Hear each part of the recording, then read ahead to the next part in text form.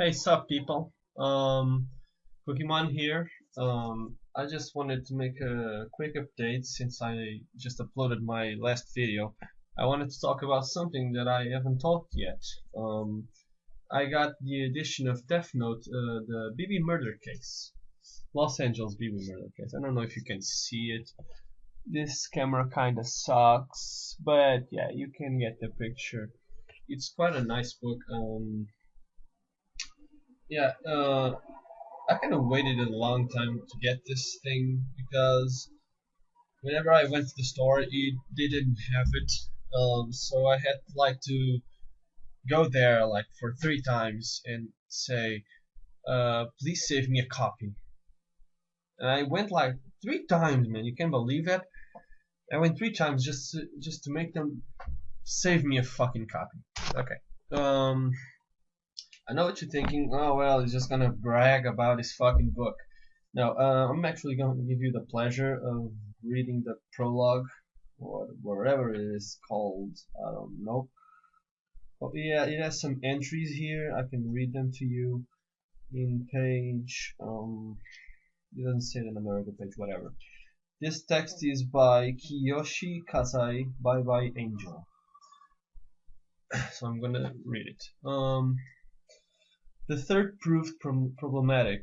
Until the case reached its end, I was reduced to nothing but an absent gaze. Think of this way. I was a pair of abstract eyes walking around wearing my flesh as a disguise.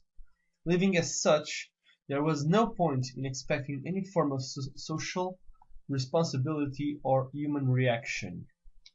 I believe this is a phrase from sorry, from B.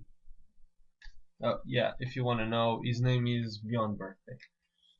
It looks really like L, but it is not L at all. Okay. I can show you one of the covers, one of the pages that has a cover. Oh, sorry. Can you see it? Yeah, it's pretty cool. I like the book. And I like the art. It's pretty awesome.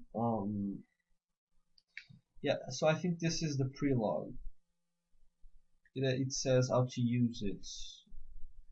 I'm just gonna read a little because if I stay here reading all of it, it's gonna just be boring, I think. Okay, so let's go. This is Mello speaking. If you don't know, this is Mello telling the story. Okay, when Beyond Birthday committed this third murder, he attempted an experiment, namely, to see if it were possible for a human being to die of eternal hemorrhaging. I don't know what the fuck is that spelled. Without rupturing any organs. Specifically, he drugged his victims so they fell unconscious, tied them up, and proceeded to beat their left arm thoroughly, being careful not to break the skin. He was hoping to bring about enough hemorrhaging to cause death from loss of blood, but his attempt ended sadly in failure. Blood congested in the arm and it turned purplish red beneath the skin. But the victim did not die. They simply shook, convulsed, and remained alive. He had been convinced the blood loss incurred by this would be enough to kill someone, but apparently he had underestimated the matter. As far as Beyond Birthday was concerned, the actual method of murder rated fairly low on amusement scale, and it was never more than an interesting experiment. I'm sorry. It did not particularly matter to him whether it succeeded or not. Beyond Birthday simply shrugged and took out a knife. No, no, no, no! Not this style. Not this narrative voice. I'll never manage to keep up this arch tone all the way through. The harder I try, the more bored I'll get, and the lazier the writing will be. To put it in terms, Holden Caulfield, one of the story's most famous literally bullshitters, okay, might use detailing what Beyond Birthday did and thought does not suit my purposes. Even in my position, I have a great deal of sympathy for him. Explaining the entirety of his murders in carefully phrased sentences does not in any way increase the value of these notes. This is not a report, nor is it a novel. Even if it happens to turn into one of those, I will not be happy. I hate to use such hackneyed line, but I imagine that by the time anyone lays eyes on these words, I will no longer be alive. I hardly need to remind the reader about the epic battle between the century's greatest detective Al and the grotesque murderer Kira. The instrument of death was a little bit more fantastic than a guillotine, for example, but all Kira accomplished was another reign of terror and a pathetically infantile way of thinking. Looking back, I can only surmise that the gods of victory smiled on Kira for their own vain amusement. Perhaps these gods actually wanted a blood-soaked world of betrayal and false accusation. Perhaps the entire episode exists as a lesson to teach us the difference between the Almighty and the Shinigami. Who knows? I, for one, have no intention of wasting any more time thinking about this most negative series of events. To hell with Kira. What matters to me is hell. Hell.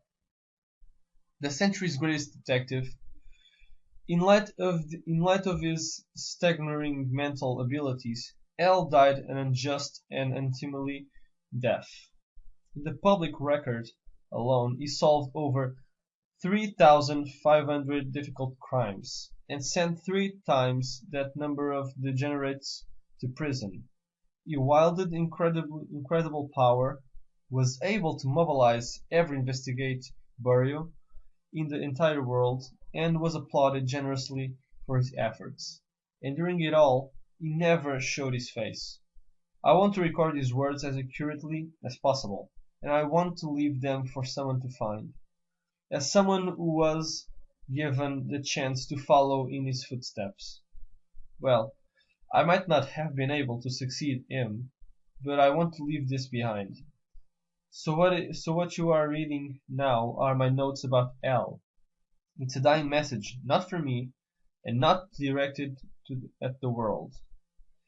The person who will most likely read this first will probably be that big-headed twit near.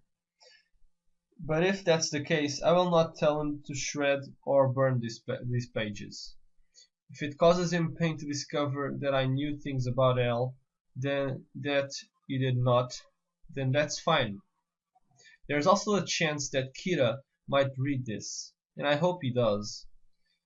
If these notes tell the murderer who only got by with the help of a supernatural killing notebook, and an idiot of a Shinigami, that he was, under any other circumstances, not even worth the dirt beneath El's shoes, then they have served their purpose. Okay, I'm not gonna read more. I bet you like it. Not my reading, but the book in itself. But yeah, I don't want to be kind of a big spoiler. I've already spoiled a little of the first part of the book. Prelogue, whatever. So I hope you enjoyed it a little, and I hope that made you want to buy this book, because it's really worth it. It's a really fantastic story, and I loved it, every piece of it. I finished the book like in 2 days. I was so passionate about reading it, so you see the point. So Cookiemon here. Hope you enjoyed my video. Give it a like, subscribe, comment if you want to know more about this. And yeah, that's all. See you, people.